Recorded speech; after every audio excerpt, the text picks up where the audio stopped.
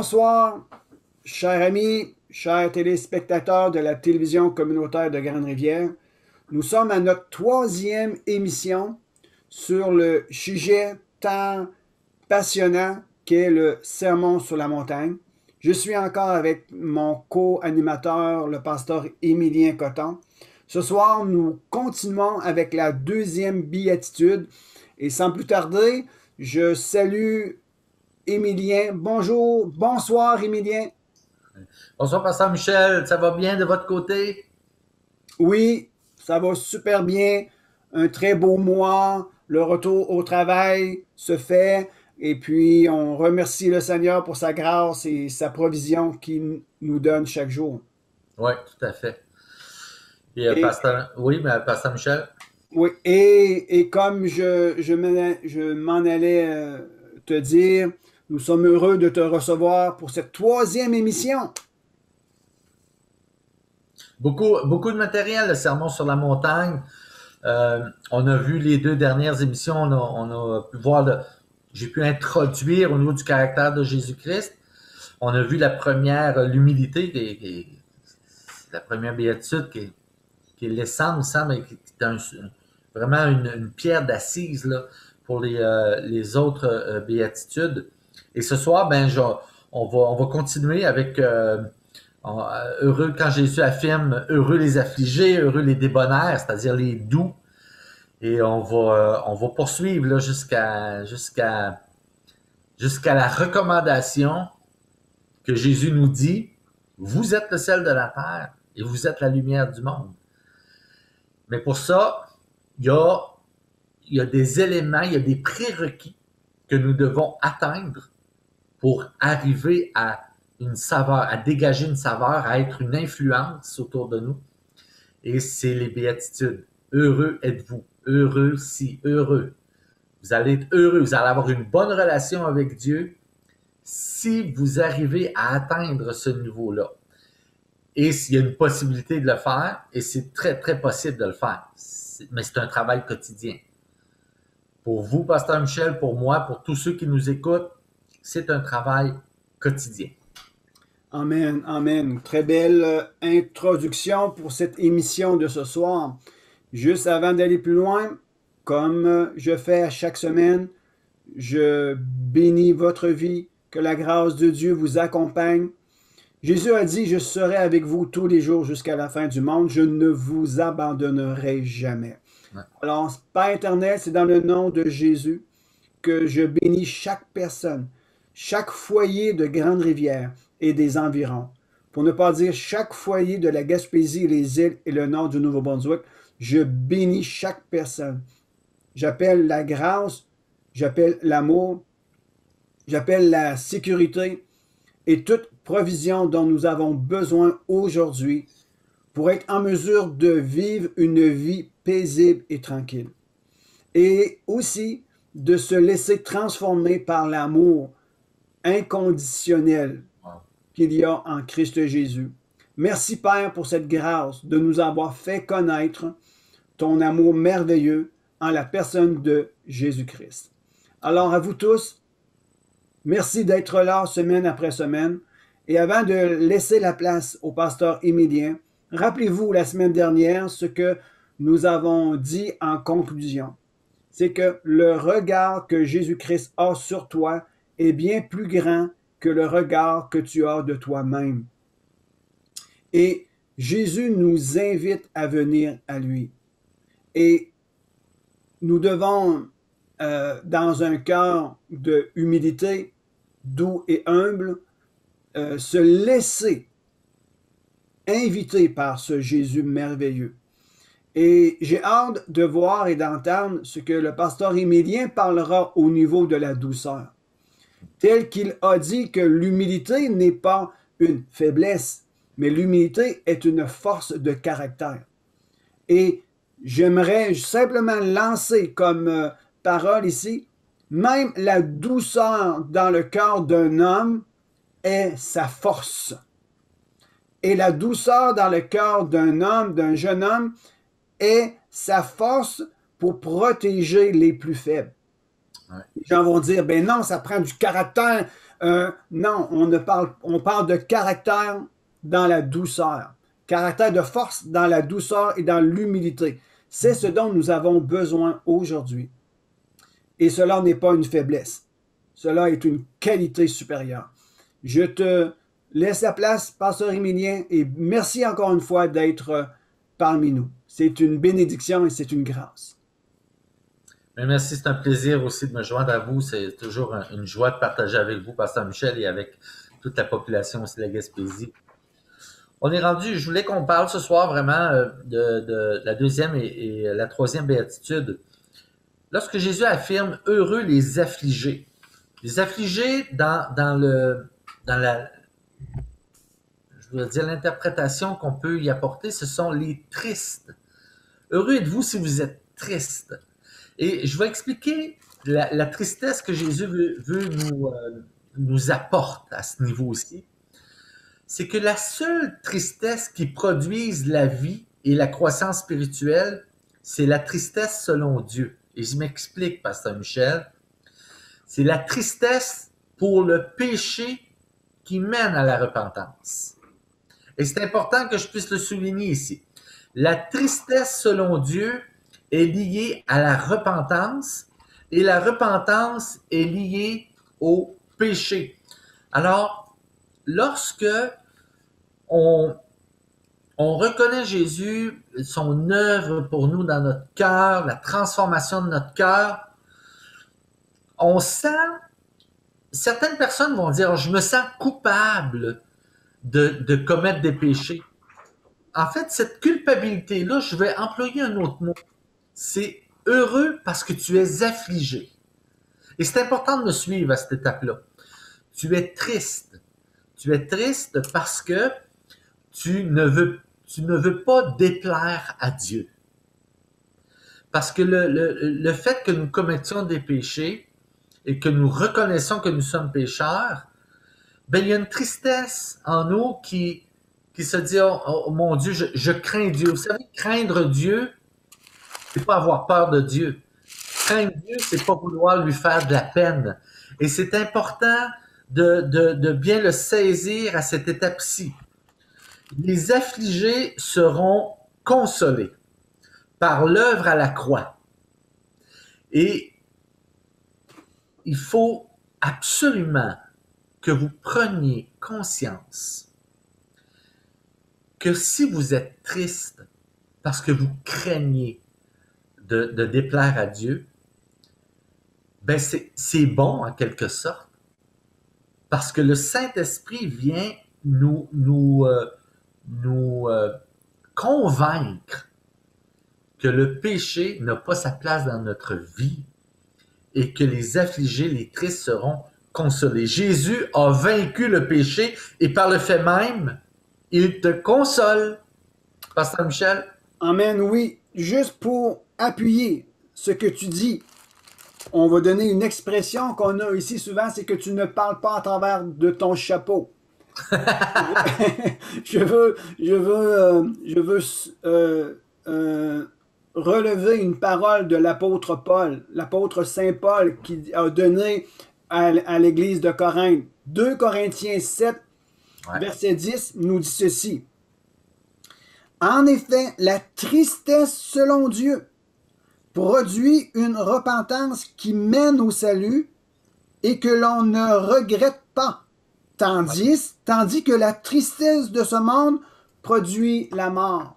C'est un verset pour appuyer ce que tu es en train de dire. C'est exactement ça et je suis content que Paul m'appuie là-dedans. Mais on peut faire des blagues, mais vous savez que le caractère de Jésus, c'est le combat contre le péché. Le caractère de Jésus, lui, il combat. Il nous demande de combattre contre le péché. Et ce combat, c'est vaincu par nous, par la prière. Et il faut, dans notre prière, dire, Seigneur, d'abord, je te remercie de me donner l'humilité, mais je te remercie aussi de me convaincre du péché, de me convaincre de m'éloigner de ce péché-là, et surtout de me donner la grâce et la joie de tout ce que tu as fait pour moi à la croix, que tu as vaincu ce péché-là. Et je suis maintenant dans la joie. Et là, ça vient mettre en nous une douceur.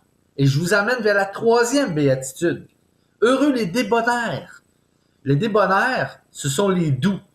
Vous savez qu'à l'époque de Jésus, et je vous en ai parlé lors de la première émission, des 4 mouvements, les 4 principaux mouvements. Et à cette époque-là, ces 4 mouvements-là, ils ne pratiquaient pas la douceur. Ils ne connaissaient pas ça, la douceur. C'était la loi, c'était tranchant. Ils attendaient un Messie vengeur, puis qui délivrait, et qui va les délivrer des opposants romains. Alors pour eux, de voir Jésus qui se proclame Fils de Dieu, arriver avec douceur, ça ne fait pas de sens dans leur loi. Alors pour les pharisiens, entre autres, eux autres, c'était des théocrates anti-romains. Ils veulent se débarrasser du joug des Romains. Pour eux, c'est l'oppresseur. Il y a les Sadducéens, qui sont des matérialistes et qui sont basés sur la politique de la loi. Il y a les Esséniens, qui sont des monastiques. Ils sont isolés. Il y a les Zélotes, qui, eux, attendent un chef militaire conquérant. Et ils soulèvent, ces gens-là soulevaient le peuple. Mais ce qui est important, Pasteur Michel, c'est que ces 4 sectes-là, si on peut dire, ces 4 mouvements-là, étaient présents lors des allocutions de Jésus. Ils étaient toujours présents pour essayer de le mettre, pour le rendre fautif, pour le rendre, le culpabiliser et le rendre responsable de soulever le peuple en leur infligeant la grâce et non la loi. Parce qu'eux autres, ils étaient sous la loi, donc ils n'étaient pas empreints de douceur. Et là, Jésus arrive et il dit « Heureux les doux, heureux les débonnaires ». Alors pour eux, il est impossible de conquérir Rome par la douceur. On ne peut pas vaincre par la douceur. C'est pas dans leur génétique théologique. Alors les débonnaires mettent en relief la sainteté de Dieu. Et voilà tout le savoir-être que Jésus nous demande et il enseigne à travers le sermon sur la montagne. Heureux les doux et humbles de cœur. La douceur, Pasteur Michel, c'est l'opposé de la violence. C'est le caractère intrinsèque de Jésus et c'est l'opposition des groupes de ce temps-là. Mais le peuple adhère à cette approche douce d'un Dieu qui est accessible. Alors, on a ces mouvements-là qui sont basés sur une loi d'un Dieu quasiment infranchissable, sauf si tu respectes la loi au quart de tour. Et on a un Jésus qui n'est pas anti-loi, qui est venu juste remettre la loi à l'ordre, qui présente une grâce, une douceur d'un Dieu accessible. Alors, on a 2 opposés. Un Jésus accessible de par la grâce et un groupe de religieux, de mouvements d'un Dieu inaccessible à cause de la loi. Et d'ailleurs, Paul en fait mention, hein? On doit, c'est pas sous la loi qu'on est sauvé, c'est sous la grâce. Et le peuple avait saisi ça. Et c'est pour ça qu'il dit heureux les doux et humbles, heureux les doux, les débonnaires. La douceur n'est pas un synonyme de faiblesse, exactement comme l'humilité, j'en ai parlé. Mais la douceur n'utilise pas la puissance pour se défendre elle-même ou à des fins égoïstes, égocentriques, narcissiques. La douceur, c'est la puissance complètement soumise au contrôle de Dieu. Alors lorsqu'on dit « Seigneur, tu prends le contrôle de ma vie, je veux que tu mettes une douceur en moi », les gens ils vont nous voir aller, notre témoignage, le sel, la saveur que nous allons donner, c'est une douceur. Oh, ils vont dire, Émilien, tu n'étais pas comme ça avant. Pasteur Michel, vous n'étiez pas comme ça avant. Qu'est-ce qui vous rend aujourd'hui si doux? Ben, c'est le fait d'avoir reconnu Jésus et de dire, Jésus, tu fais l'œuvre en moi. Rends-moi doux, rends-moi humble et rends-moi triste de par le péché que je veux que tu me délivres. Amen. Pasteur Michel. J'aimerais juste parler ici. Tu parlais des 4 différents mouvements qu'il y avait dans le temps de Jésus. Encore aujourd'hui, il y a des mouvements. Mais rentrons dans le mouvement et soyons le mouvement de la douceur au milieu de nous.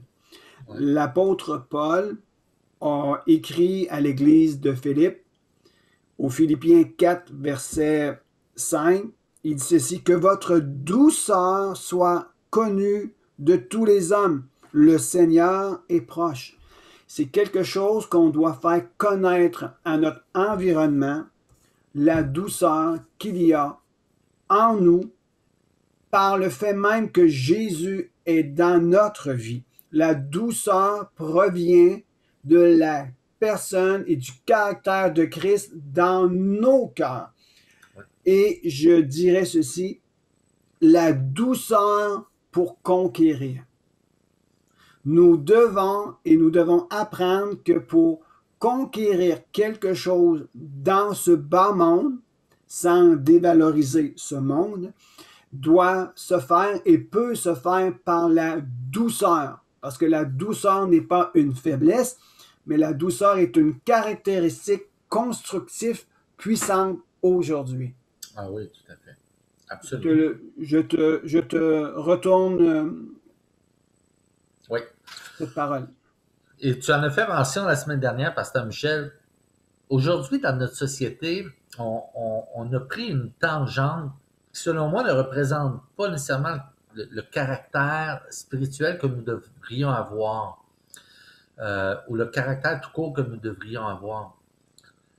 Et tu en as fait mention, aujourd'hui, quelqu'un qui se tient debout, qui a du caractère, puis qui confronte, et quelqu'un qui lui, il est capable de prendre sa position, puis c'est bien vu. Mais pour la majorité des gens, c'est pas nécessairement bien vu. Il faut mettre les choses en perspective. Il y a une différence entre être agressif de façon mondaine et avoir une autorité sur le plan spirituel. Et les doux et humbles de cœur, que Jésus fait mention à quelques reprises dans les évangiles, on parle d'autorité spirituelle. Et l'autorité spirituelle, elle est douce. Vous savez, je vais utiliser et j'employais souvent cette expression-là en gestion de la santé, quand je donnais de la formation. J'ai dit, soyez des gens politiques. Ayez une douceur politique. Et ça s'appelle l'influence. Je vais en parler soit la semaine prochaine ou dans l'autre semaine, quand Jésus nous dit « Soyez le sel de la terre et soyez la lumière du monde ». Si on veut exercer, Pasteur Michel, une influence autour de nous, ça nous prend les qualités que Jésus-Christ nous a léguées.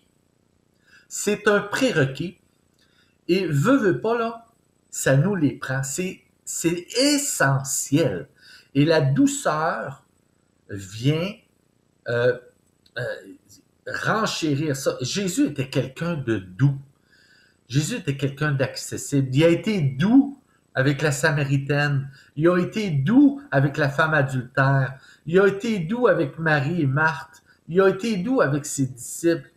Il y a un endroit qu'on peut qualifier de sainte colère que Jésus a piqué, c'est quand il est rentré dans le temple et qu'il a chassé les vendeurs du temple. C'est pas compliqué, il n'y avait pas d'affaire là. Et ça fait référence aujourd'hui dans ta vie à toutes les mauvaises choses qui peuvent rentrer dans ton cœur que Jésus veut chasser. Jésus, il t'aime tellement qu'il veut rentrer dans ton temple, piquer une colère contre les mauvaises choses qui sont dans ton cœur pour rendre ton cœur humble, doux et amoureux. C'est essentiellement ça que Jésus veut faire au travers de toi. Ce qui nous amène à cette 4e béatitude où Jésus dit « Heureux ceux qui ont faim et soif de la justice. » Alors, on va avoir nommé les quatre premières béatitudes. On parle, bien sûr, d'humilité. Hein? Heureux ceux qui sont doux, ceux qui sont pauvres en esprit, ceux qui sont affligés, ceux qui sont doux, et ceux qui ont faim et soif de la justice. D'abord, la justice n'est pas un supplément spirituel optionnel, mais c'est une nécessité spirituelle. Il est nécessaire d'atteindre cette compréhension de la justice spirituelle. Nous désirons de plus en plus des choses de Dieu et nous désirons de plus en plus, nous en avons faim. Voilà pourquoi nous en serons rassasiés. Hein? Heureux ceux qui ont faim et soif de justice, ils vont être rassasiés. Et je dis ça souvent, Pasteur Michel, plus nous développons notre relation avec Jésus-Christ, plus nous en voulons, plus nous avons faim et plus nous avons soif. Venez à moi, vous tous qui peinez sous le poids du fardeau, je vous soulagerai. Mais venez à moi et je vous donnerai des fleuves d'eau vive. Donc, vous n'aurez plus jamais soif et vous n'aurez plus jamais faim dans un sens spirituel parce que tu as atteint l'humilité, parce que tu as reconnu que tu es quelqu'un de pécheur, parce que tu as cherché à être de plus en plus doux. Maintenant, la table est mise à recevoir les fleuves d'eau vive, ceux qui ont faim, ceux qui ont soif de la justice de Dieu. Le caractère de Jésus, et je tiens à le souligner aujourd'hui, le caractère de Jésus est de démontrer que vivre dans la présence de Dieu, c'est nourrissant. Ça nous nourrit, ça nous développe, ça nous construit, ça nous façonne. Nous sommes l'argile. Et Jésus, c'est le potier, c'est lui qui fait de nous des vases pour recevoir.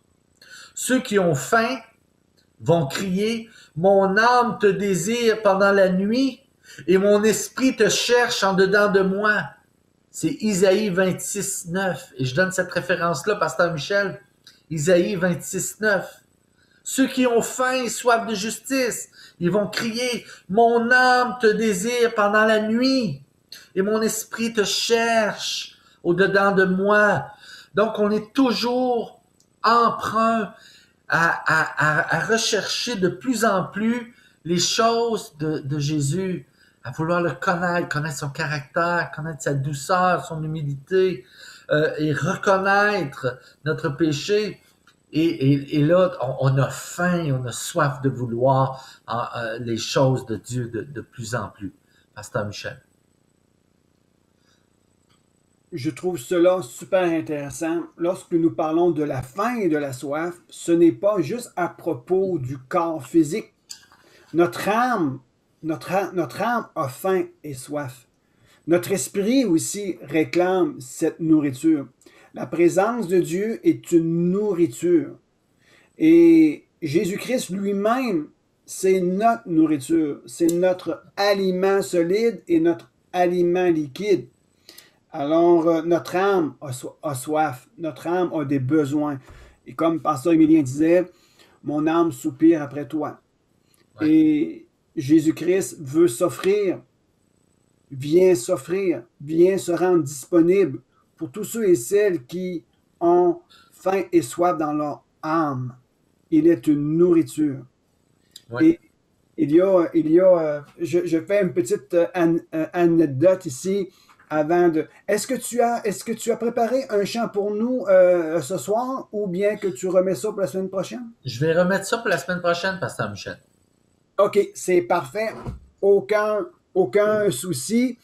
Et je termine avec cette anecdote suivante. Nous avons fait un Zoom la semaine, il y a un mois passé, si je m'abuse. Et il y avait un pasteur haïtien du New Jersey qui est venu nous rejoindre. Il était âgé de 94 ans. Et il disait ceci, il dit, ce soir, je vous remercie de m'avoir invité à votre Zoom, Connexion Gaspésie, et je me suis délecté d'un mets succulent. Et il faisait mention au verset qui dit, si vous avez goûté que le Seigneur est bon. Alors Jésus, c'est une nourriture. Maintenant, je demande à ce que la grâce de Dieu nous soit accordée pour qu'on puisse apprendre à digérer la nourriture spirituelle que nous prenons semaine après semaine, afin que vous puissiez être encouragés, édifiés, relevés, supportés au milieu de votre quotidien. Et pour cela, je demande au pasteur Émilien juste de faire la conclusion. C'est lui, je donne ça entre ses mains ce soir, de faire la conclusion de cette émission que nous avons ensemble. À toi, Émilien, pour faire la conclusion. Merci encore une fois. Ça fait plaisir, Pasteur Michel.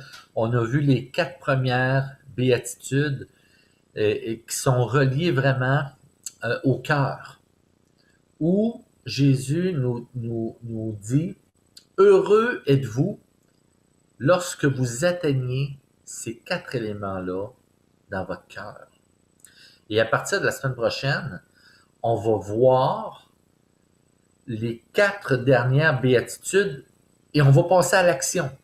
Et la 5e béatitude, c'est « Heureux les miséricordieux ».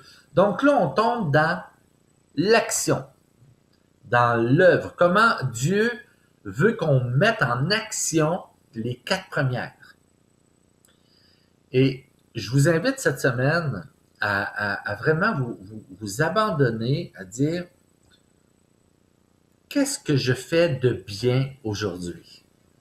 Est-ce que j'ai encouragé quelqu'un aujourd'hui? Est-ce que j'ai été miséricordieux? Est-ce que j'ai appelé quelqu'un pour lui dire que je l'aimais? Est-ce que j'ai spécifié à mes proches? Est-ce que j'ai parlé, j'ai dit à mes proches combien je les appréciais? Est-ce que j'ai dit à mon conjoint, ma conjointe que je l'aimais?